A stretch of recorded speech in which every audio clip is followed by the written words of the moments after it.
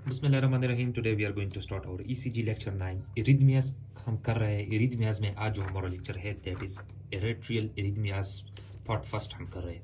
एरेट्रियल इरिथमियाज almost कोई 7 के करीब इरिथमियाज है जिसमें आज हम जो है एट्रियल स्केप बीट्स किस चीज़ को कहते हैं, एट्रियल स्केप रिदम किस चीज़ को कहते हैं और प्रीमेच्योर एट्रियल बीट्स जिसको पैप भी कहते हैं वो किस चीज़ को कहते हैं, इसकी ईसीजी के फाइंडिंग्स क्या है, कैसे आप डिटेक्ट करेंगे, ये सब कुछ हम पढ़ेंगे।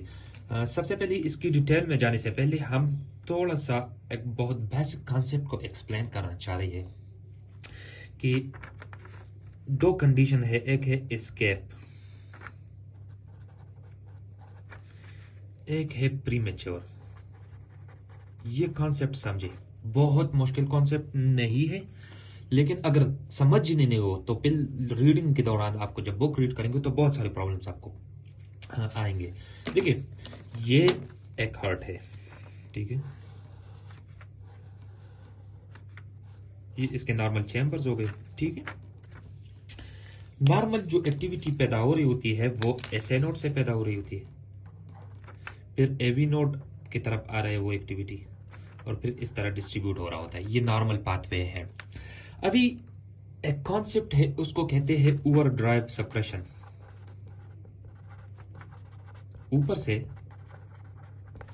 एसए नोड बैठा हुआ है।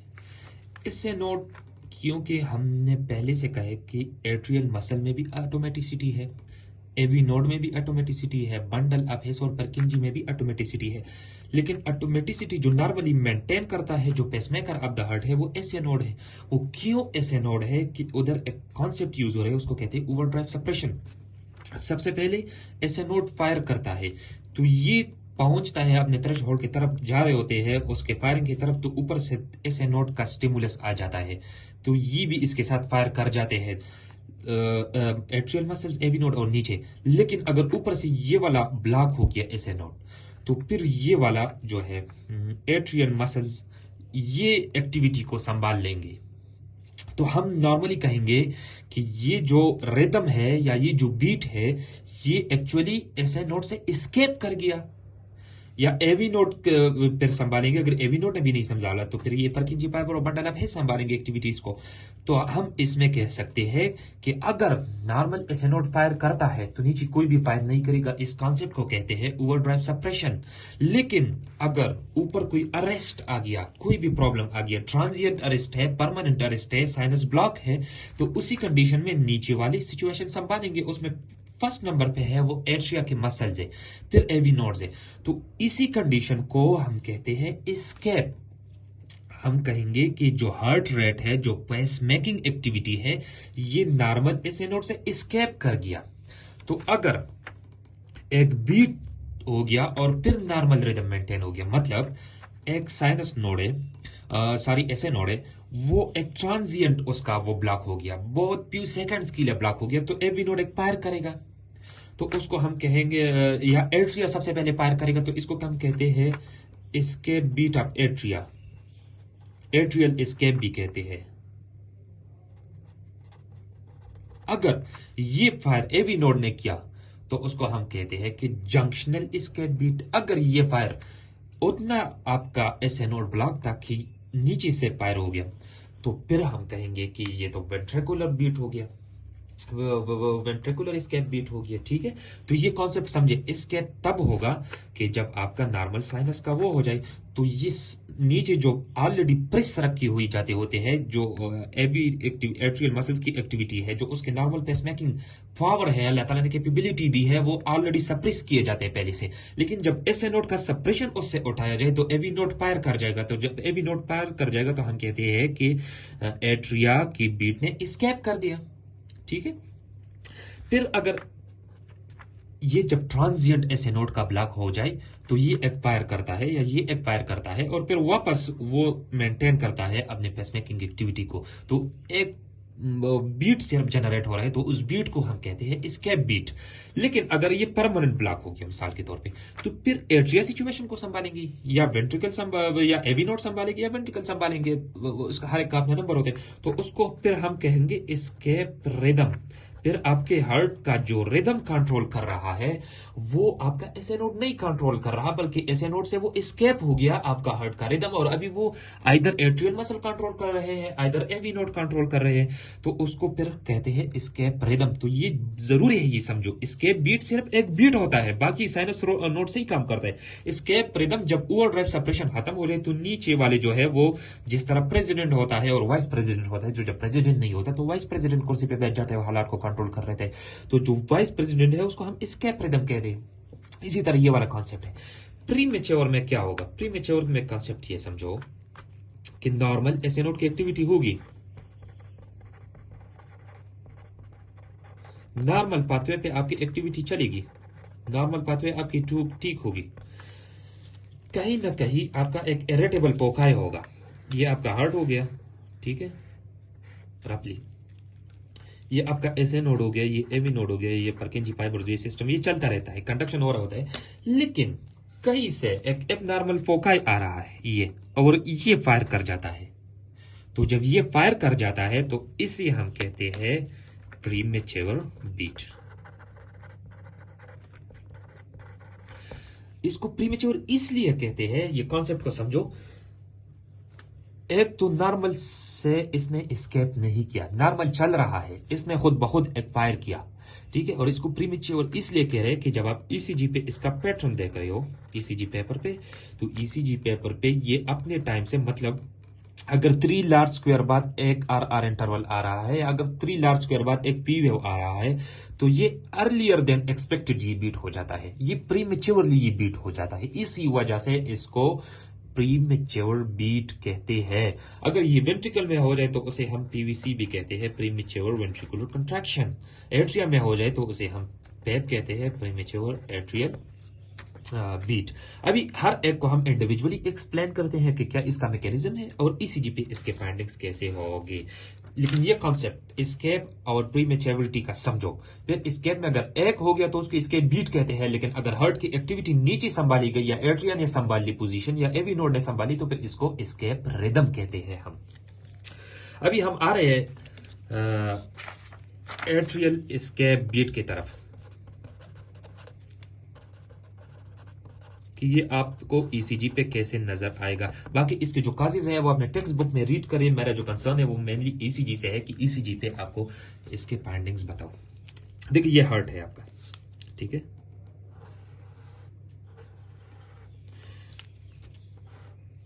ये आपका एसए नोड है, ये आपका एवी नोड है, ठीक है। नॉर्मली एसए नोड फायर करता है और सिग्नल नीचे जाता है, और फिर कंडक्शन जो नॉर्मल पाथवे है वो हमने ऑलरेडी डिस्कस की हुई है, उससे होता है। लेकिन एक क्या हो गया, एक ट्रांजिएंट ब्लॉक हो गया, आरजी तौर पे एसए नोड का ब्लॉक हो गया।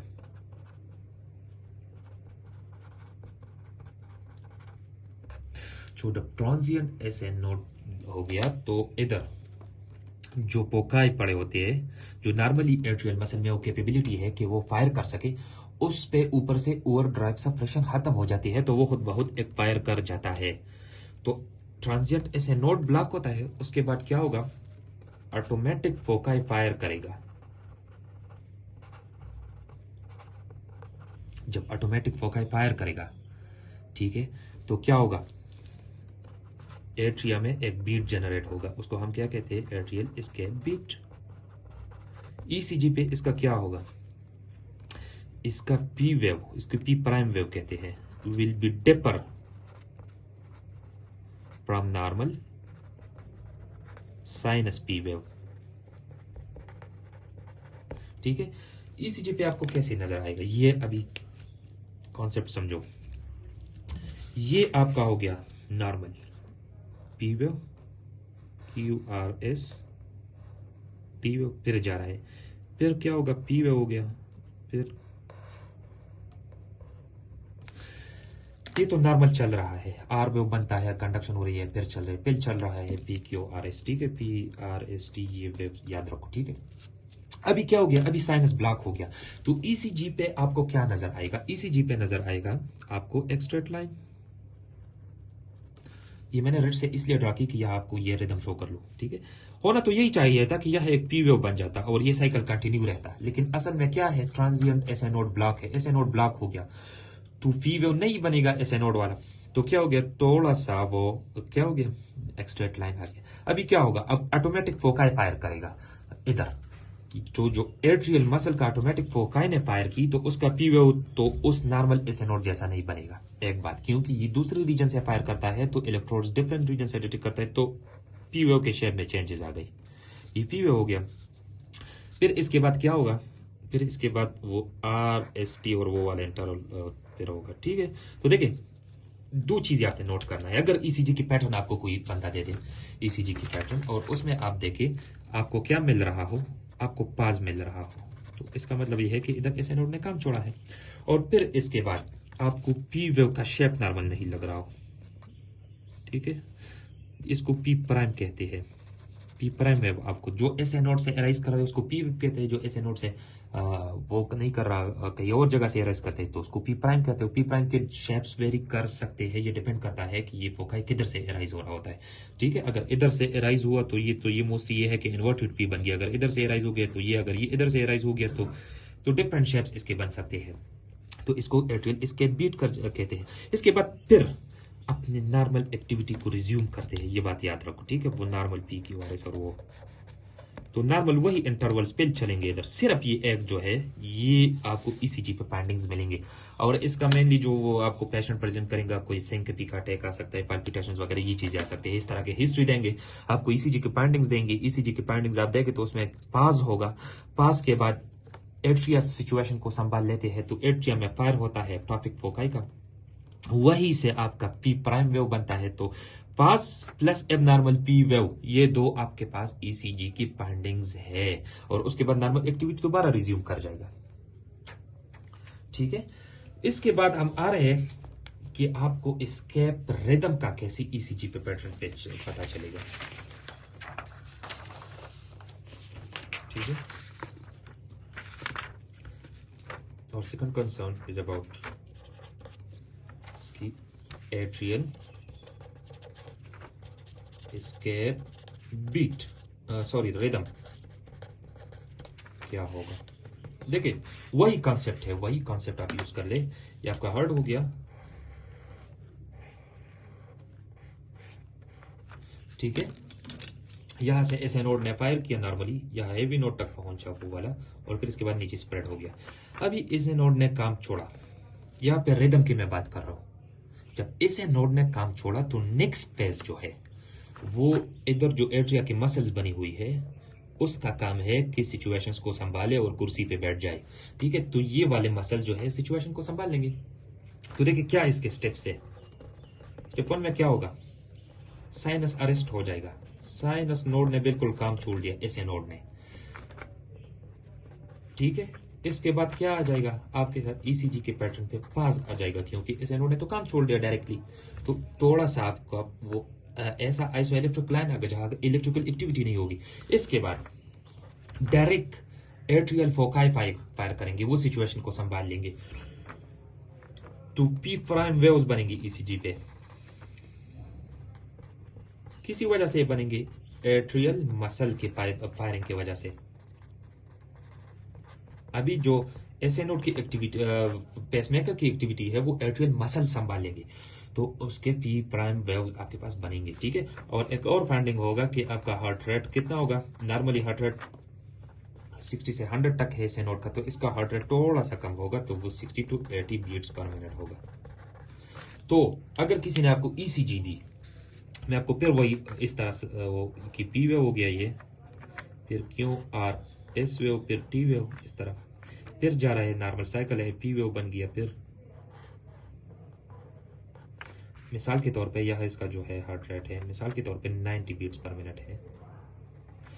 तो सबसे पहले क्या होगा, साइनस अरेस्ट हो गया। जब साइनस अरेस्ट हो गया तो होना तो ये चाहिए था कि इधर एक पी वेव बन जाता, लेकिन पी वेव इसलिए नहीं बनता क्योंकि वहां तो साइन अरेस्ट है।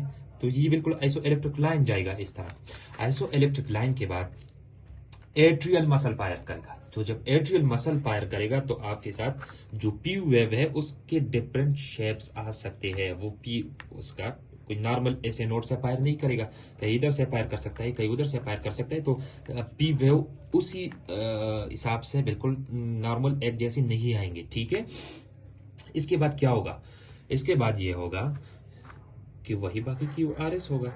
लेकिन उधर तो ये वाला जिधर हमने एक्सप्लेन किया उसमें कि ये वाला एट्रियल इसके बीट में जिस तरह हमने एक्सप्लेन किया कि वो फिर रिज्यूम करता है अपने उसमें सिर्फ एक बीट एबनॉर्मल आ रहा है, इसमें सारा रिदम अभी एबनॉर्मल चलेगा, तो इतना ही चलेगा इस तरह। फिर पी वेव एबनॉर्मल शेप का बनेगा और फिर QR इस तरह। फिर और इसका जो हार्ट रेट हम निकाले तो वो 60 to 80, थोड़ा सा इससे heart rate normal SA node से इसी रीजन का कम होगा। तो इधर जो फायरिंग अभी कर रहा है ये एसए नोट फायरिंग कर रहा था, लेकिन इधर से क्या हो गया, फाज आ गया। फाज क्यों आ गया, साइनस रोड के अरेस्ट की वजह से। और ये जो अभी वेव्स बनते हैं, जो एबनॉर्मल पी वेव्स बनते हैं और जो 6 to 8 ये है, ये एक्चुअली एट्रियल मसल फायर करते हैं। अगर इस तरह हालात एवी जंक्शनल नोड पे पैदा होगी, उसमें जंक्शन एवी नोड ने फायरिंग की है, तो उसको हम जंक्शनल एस्केप रिदम कहते हैं। ये कॉन्सेप्ट समझो, अगले वाले लेक्चर्स में हम वो भी एक्सप्लेन करेंगे, ठीक है। तो ये हो गया आपका एट्रियल एस्केप रिदम, और अभी ये रिदम इसमें इस तरह ही चलेगा, ठीक है, जब तक आपने साइनस अरेस्ट का वो काज डील नहीं किया होगा। तो जब वो काज आप डील करेंगे तो वो ये नॉर्मल वाली एक्टिविटी दोबारा रिज्यूम करेंगे, वही नॉर्मल पी शेप है। इस पी शेप में और इस पी शेप में फर्क है, ठीक है, क्योंकि इलेक्ट्रोड्स को डिफरेंट डायरेक्शन से पी वेव्स पर आ रहे हैं। नेक्स्ट जो कॉन्सेप्ट है that is the atrial premature beats.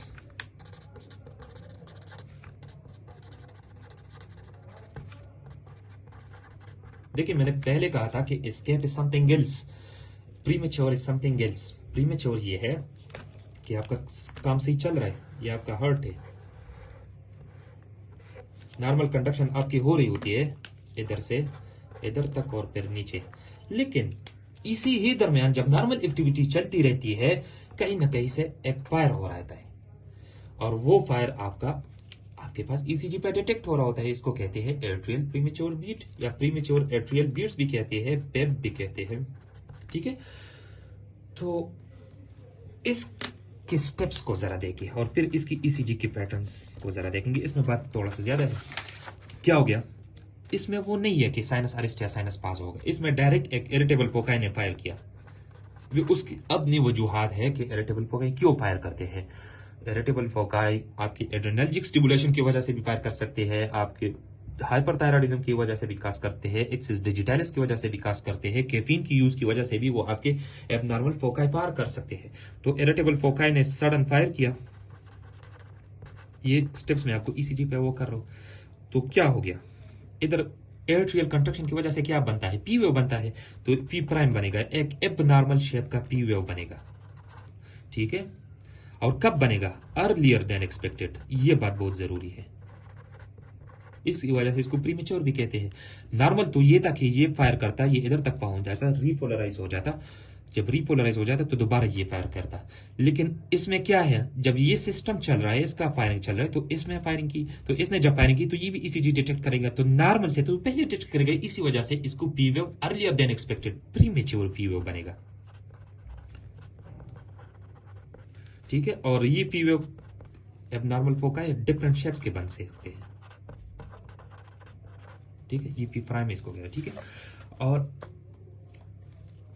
देखिए अभी ये तो पता नहीं चलता कि ये इरिटेबल फोकाई किस टाइम पे फायरिंग करेगा, तो ये भी तो हो सकता है कि आपका वेंट्रिकुलर डिपोलराइजेशन उस टाइम स्टार्ट हो और ये फायर करे, आपको ये भी हो सकता है कि उसका रिपोलराइजेशन हो और ये फायर कर सके। तो ये जो पी वेव बनता है ये आपके कॉम्प्लेक्स में ईसीजी में कहीं भी आ सकता है, और इसका एक क्लासिक फाइंडिंग्स है कि जी अक्सर टी वेव पे पाल कर जाता है। जब रिपोलराइजेशन हो रहा होता है तो ये होता है, जब वेंट्रिकल की रिपोलराइजेशन होता है तो उस टाइम ईसीजी आपकी टी वेव रिकॉर्ड कर रहे हैं, तो उसी टाइम ये भी होता है, तो उस पे टी वेव पे पाल करता है। तो टी वेव जो आपको ईसीजी पे नजर आ रहा है वो बहुत टाल टी वेव नजर आ रहा है, ठीक है। अच्छा अभी ये कॉन्सेप्ट समझो कि टाल टी वेव बन सकती है, ठीक है। अभी ईसीजी पे मैं आपको समझाता हूँ कि इसमें ईसीजी के फाइंडिंग्स क्या है। ये नॉर्मल आपका ईसीजी हो गया, ठीक है, नॉर्मल ईसीजी आपका चल रहा है, फिर पी वेव, फिर इस तरह, ठीक है। अभी इस पे क्या है, एक्सपेक्टेड तो ये है कि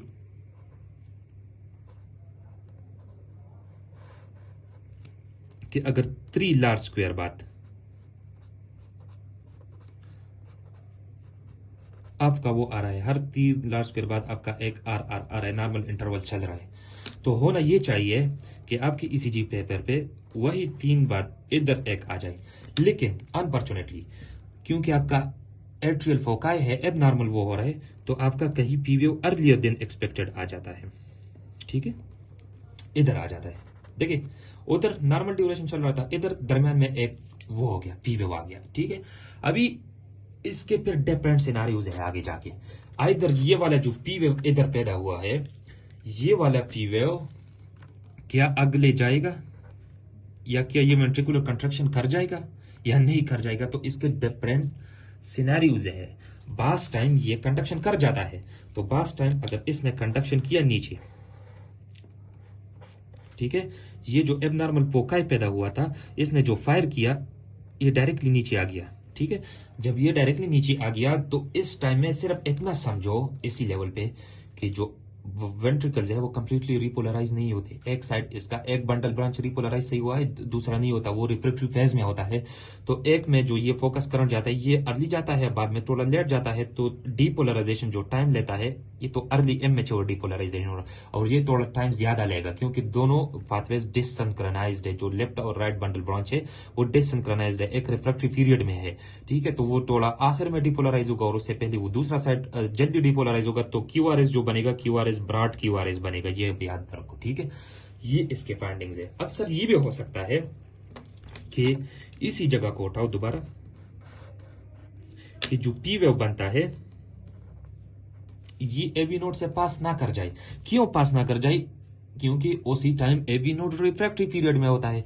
मिसाल के तौर पर उससे फ्रेश अभी करंट गुजरा है एवी नोड से नीचे, तो वो तो अभी रिकवर नहीं कर सका कि दोबारा मतलब वो कर सके, दूसरा करंट पास कर सके, और इसी दौरान ये फोकाई का करंट आ गया तो ये बाउंस बैक कर जाता है। ये नहीं होता है इससे, तो इस too will be followed by no QRS.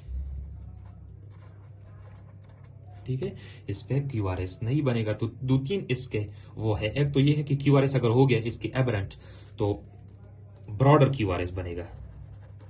ये मैं प्रीमेच्योर एट्रियल बीट्स की बात कर रहा हूँ, ब्रॉडर क्यूआरएस बनेगा। इसके बाद वो कंडक्शन नीचे हो जाएगा। एक ये है कि एवी ब्लॉक है, रिफ्रैक्टिव पीरियड में है, तो वो नहीं प्रोपेगेट कर सकता, तो प्रीमेच्योर बीट तो हो जाएगा एट्रियल, लेकिन इसके साथ वेंट्रिकल कंट्रैक्ट नहीं कर सकती, तो वेंट्रिकल के कोई क्यूआरएस नहीं बनेगा। ठीक है, एक इसमें एक स्पेसिफिक और कंडीशन है, उसको हम कहते हैं एट्रियल ट्राइजेमिनी और बाइजेमिनी। ठीक है,